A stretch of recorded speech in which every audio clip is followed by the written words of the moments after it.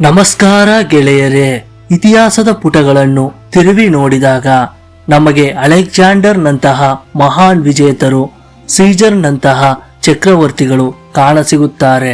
ಆದರೆ ಇವರೆಲ್ಲರಿಗಿಂತ ಭಿನ್ನವಾಗಿ ನಿಲ್ಲುವ ಒಬ್ಬ ವ್ಯಕ್ತಿ ಇದ್ದಾನೆ. ಆತನ ಬಳಿ ಸೈನ್ಯವಿರಲಿಲ್ಲ, ರಾಜ್ಯವಿರಲಿಲ್ಲ. ಆದರೆ ಆತ ಇಡೀ ಜಗತ್ತಿನ ಆಲೋಚನಾ ಕ್ರಮವನ್ನೇ ಬದಲಿಸಿದ. ಆತನೇ ಸಾಕ್ರೆಟಿಸ್. ಸಾಕ್ರೆಟಿಸ್ ಕೇವಲ ಒಬ್ಬ ಸಾಮಾನ್ಯ ಶಿಲ್ಪಿ ಮತ್ತು ಸೈನಿಕನಾಗಿದ್ದರು. ಆದರೆ ಅವರ ಜೀವನ ಬದಲಾಗಿದ್ದು ಒಂದು ಭವಿಷ್ಯವಾಣಿಯಿಂದ. ಅಥೆನ್ಸ್ನ ಪವಿತ್ರ ಡೆಲ್ಫಿ ಕೇಂದ್ರದಲ್ಲಿ ದೈವವಾಣಿ ಒಂದು ಕೇಳಿಬಂತು. ಇಡೀ ಅಥೆನ್ಸ್ನಲ್ಲಿ ಸಾಕ್ರೆಟಿಸ್ಗಿಂತ ಬುದ್ಧಿವಂತ ವ್ಯಕ್ತಿ ಬೇರೆ ಯಾರೂ ಇಲ್ಲ. ಇದನ್ನು ಕೇಳಿ ಸಾಕ್ರೆಟಿಸ್ ಆಶ್ಚರ್ಯಚಕಿತರಾದರು. ಏಕೆಂದರೆ ಅವರು ತಮ್ಮನ್ನು ತಾವು ಅಲ್ಪಜ್ಞಾನಿ ಎಂದು ಭಾವಿಸಿದ್ದರು. ಈ ದೈವವಾಣಿಯನ್ನು ಪರೀಕ್ಷಿಸಲು ಅವರು ದೊಡ್ಡ ವಿದ್ವಾಂಸರು, ಕವಿಗಳು ಮತ್ತು ರಾಜಕಾರಣಿಗಳ ಬಳಿ ಹೋಗಿ ಪ್ರಶ್ನೆಗಳನ್ನು ಕೇಳತೊಡಗಿದರು. ಕೊನೆಗೆ ಅವರಿಗೆ ಒಂದು ಸತ್ಯ ಅರ್ಥವಾಯಿತು. ಬೇರೆಯವರಿಗೆ ಏನು ತಿಳಿಯದಿದ್ದರೋ ತಮಗೆ ತಿಳಿದಿದೆ ಎಂಬ ಭ್ರಮೆಯಲ್ಲಿದ್ದಾರೆ. ಆದರೆ ಕನಿಷ್ಠ ಪಕ್ಷ ನನಗೆ ಏನು ತಿಳಿದಿಲ್ಲ ಎಂಬ ಸತ್ಯವಾದರೂ ತಿಳಿದಿದೆ. ಇದೇ ಅವರು ಜಗತ್ತಿನ ಶ್ರೇಷ್ಠ ಜ್ಞಾನಿಯಾಗಲು ನಾಂದಿಯಾಯಿತು. ಸಾಕ್ರೆಟಿಸ್ ಎಂದಿಗೂ ವೇದಿಕೆ ಮೇಲೆ ನಿಂತು ಭಾಷಣ ಮಾಡಲಿಲ್ಲ. ಬದಲಾಗಿ ಬೀದಿಗಳಲ್ಲಿ ಜನರೊಂದಿಗೆ ಸಂವಾದ ನಡೆಸುತ್ತಿದ್ದರು. ಇದನ್ನೇ ನಾವು ಇಂದು ಸಾಕ್ರೆಟಿಕ್ ಮೆಥಡ್ ಎಂದು ಕರೆಯುತ್ತೇವೆ. ಯಾರಾದರೂ ಬಂದು ನನಗೆ ಧರ್ಮದ ಬಗ್ಗೆ ತಿಳಿದಿದೆ ಎಂದರೆ ಸಾಕ್ರೆಟಿಸ್ ಅದಕ್ಕೆ ವಿವರಣೆ ಕೇಳುತ್ತಿದ್ದರು. ಆ ವಿವರಣೆಯಲ್ಲಿರುವ ಲೋಪದೋಷಗಳನ್ನು ಪ್ರಶ್ನೆಗಳ ಮೂಲಕವೇ ಎತ್ತಿ ತೋರಿಸುತ್ತಿದ್ದರು. ಹೀಗೆ ಪ್ರಶ್ನೆ ಕೇಳುವ ಮೂಲಕ ಎದುರಾಳಿಯ ಮನಸ್ಸಿನಲ್ಲೇ ಜ್ಞಾನದ ಕಿಡಿ ಹಚ್ಚುತ್ತಿದ್ದರು. ಅವರು ಸತ್ಯವನ್ನು ಯಾರ ಮೇಲೂ ಹೇರಲಿಲ್ಲ, ಬದಲಾಗಿ ಅವರೇ ಅದನ್ನು ಕಂಡುಕೊಳ್ಳುವಂತೆ ಮಾಡುತ್ತಿದ್ದರು.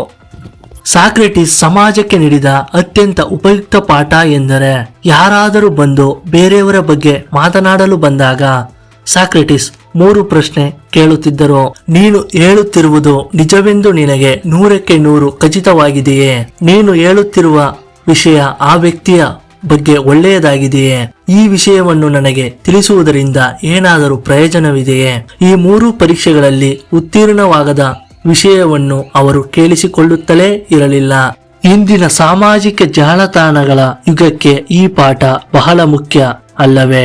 ಸಾಕ್ರೆಟಿಸ್ ಅವರ ಸಿದ್ಧಾಂತದ ಮೂಲ ಮಂತ್ರ ಆತ್ಮಾವಲೋಕನ. ಲೋಕವನ್ನು ತಿದ್ದುವ ಮೊದಲು ನಮ್ಮನ್ನು ನಾವು ತಿದ್ದಿಕೊಳ್ಳಬೇಕು. ನಾವು ಇತರರ ತಪ್ಪುಗಳನ್ನು ಹುಡುಕುವ ಮೊದಲು ನಮ್ಮ ಆಲೋಚನೆಗಳು ಮತ್ತು ಕ್ರಿಯೆಗಳನ್ನು ನಾವೇ ಪ್ರಶ್ನಿಸಿಕೊಳ್ಳಬೇಕು.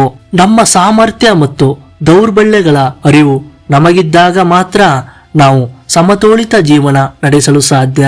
ಒಬ್ಬ ವ್ಯಕ್ತಿಯು ನಿಜವಾಗಿಯೂ ಜ್ಞಾನಿಯಾಗಿದ್ದರೆ ಅವನು ಎಂದಿಗೂ ತಪ್ಪು ದಾರಿಯಲ್ಲಿ ನಡೆಯಲು ಸಾಧ್ಯವಿಲ್ಲ.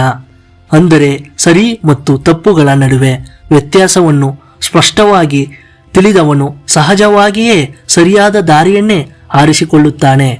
ಸಾಕ್ರೆಟಿಸ್ ಒಂದು ಕ್ರಾಂತಿಕಾರಿ ನಂಬಿಕೆಯನ್ನು ಹೊಂದಿದ್ದರು. ಮನುಷ್ಯ ತಪ್ಪು ಮಾಡುವುದು ಕೇವಲ ಅಜ್ಞಾನದಿಂದ ಮಾತ್ರ, ತಿಳುವಳಿಕೆಯ ಕೊರತೆ. ಒಬ್ಬ ವ್ಯಕ್ತಿ ಕೆಟ್ಟ ಕೆಲಸ ಮಾಡುತ್ತಾನೆ ಎಂದರೆ ಆತನಿಗೆ ಆ ಕೆಲಸದ ನಿಜವಾದ ಪರಿಣಾಮದ ಬಗ್ಗೆ ಅಥವಾ ಅದಕ್ಕಿಂತ ಮಿಗಿಲಾದ ಒಳ್ಳೆಯ ದಾರಿಯ ಬಗ್ಗೆ ಅರಿವಿಲ್ಲ ಎಂದರ್ಥ. ಯಾವಾಗ ಒಬ್ಬ ವ್ಯಕ್ತಿಗೆ ಸತ್ಯ ದರ್ಶನವಾಗುತ್ತದೆಯೋ ಆಗ ಆತ ತನ್ನ ತಪ್ಪುಗಳನ್ನು ತಿದ್ದಿಕೊಳ್ಳುತ್ತಾನೆ. ಆದ್ದರಿಂದ ಶಿಕ್ಷೆಗಿಂತಲೂ ಜ್ಞಾನದ ಬೆಳಕು ಮೂಡಿಸುವುದು ಮುಖ್ಯ ಎಂಬುದು ಅವರ ಆಶಯವಾಗಿತ್ತು. ಅಂದಿನ ಅಥೆನ್ಸ್ನ ಪ್ರಭಾವಿ ವ್ಯಕ್ತಿಗಳು ಸಾಕ್ರೆಟಿಸ್ನನ್ನು ದ್ವೇಷಿಸಿದರು. ಯುವಕರನ್ನು ದಾರಿ ತಪ್ಪಿಸುತ್ತಿದ್ದಾನೆ ಎಂಬ ಸುಳ್ಳು ಆರೋಪ ಹೊರಿಸಿ ಅವರನ್ನು ನ್ಯಾಯಾಲಯಕ್ಕೆ ಎಳೆತಂದರು. ಸಾಕ್ರೆಟಿಸ್ ನ್ಯಾಯಾಧೀಶರ ಮುಂದೆ ತಲೆಬಾಗಲಿಲ್ಲ. ನಾನು ಸತ್ಯವನ್ನೇ ಹೇಳುತ್ತೇನೆ, ಬೇಕಿದ್ದರೆ 100 ಬಾರಿ ಸಾಯಲು ಸಿದ್ಧ ಎಂದರು. ಕೊನೆಗೆ ಅವರಿಗೆ ವಿಷಪಾನದ ಶಿಕ್ಷೆಯಾಯಿತು. ಜೈಲರ್ ಕಣ್ಣೀರು ಹಾಕುತ್ತಿದ್ದರು. ಸಾಕ್ರೆಟಿಸ್ ನಗುನಗುತ್ತಲೇ ವಿಷದ ಬಟ್ಟಲನ್ನು ಎತ್ತಿಕೊಂಡರು. ಸಾವಿನ ಭಯವಿಲ್ಲದೆ ಸತ್ಯಕ್ಕಾಗಿ ಪ್ರಾಣಾರ್ಪಣೆ ಮಾಡಿದರು. ಸಾಕ್ರೆಟಿಸರ ಈ ತತ್ವಗಳು ನಮಗೆ ಹೇಳಿಕೊಡುವುದು ಒಂದೇ: ಯೋಚಿಸದೆ ಯಾವುದನ್ನು ಒಪ್ಪಬೇಡಿ, ಅರಿಯದೆ ಯಾವುದನ್ನು ಮಾಡಬೇಡಿ. ನಮ್ಮೊಳಗಿನ ಕತ್ತಲೆಯನ್ನು ಅಂದರೆ ಅಜ್ಞಾನವನ್ನು ಓಡಿಸಿ ವಿಚಾರವಂತಿಕೆಯ ಮೂಲಕ ಸತ್ಯವನ್ನು ಕಂಡುಕೊಳ್ಳುವುದೇ ಬದುಕಿನ ಅತಿ ದೊಡ್ಡ ಸಾಧನೆ. ಗೆಳೆಯರೇ, ಸಾಕ್ರೆಟಿಸ್ 2400 ವರ್ಷಗಳ ಹಿಂದೆಯೇ ತೀರಿ ಹೋದರು. ಆದರೆ ಅವರು ಬಿಟ್ಟು ಹೋದ ಪ್ರಶ್ನೆಗಳು ಇಂದಿಗೂ ಜೀವಂತವಾಗಿವೆ. ಕುರುಡು ನಂಬಿಕೆಗಳಿಂದ ಹೊರಬಂದು ಪ್ರತಿಯೊಂದನ್ನು ಪ್ರಶ್ನೆ ಮಾಡಿ ಸತ್ಯದ ಹಾದಿಯಲ್ಲಿ ನಡೆಯುವುದೇ ನಾವು ಅವರಿಗೆ ಸಲ್ಲಿಸುವ ನಿಜವಾದ ಗೌರವ. ನಮ್ಮ ದನಿ ಲಹರಿ ಕನ್ನಡ ಚಾನೆಲ್ನ ಈ ಪ್ರಯತ್ನ ನಿಮಗೆ ಇಷ್ಟವಾದರೆ ಲೈಕ್ ಮಾಡಿ ಮತ್ತು ಶೇರ್ ಮಾಡಿ. ಸತ್ಯದ ಹುಡುಕಾಟ ಮುಂದುವರಿಯಲಿ. ಧನ್ಯವಾದಗಳು.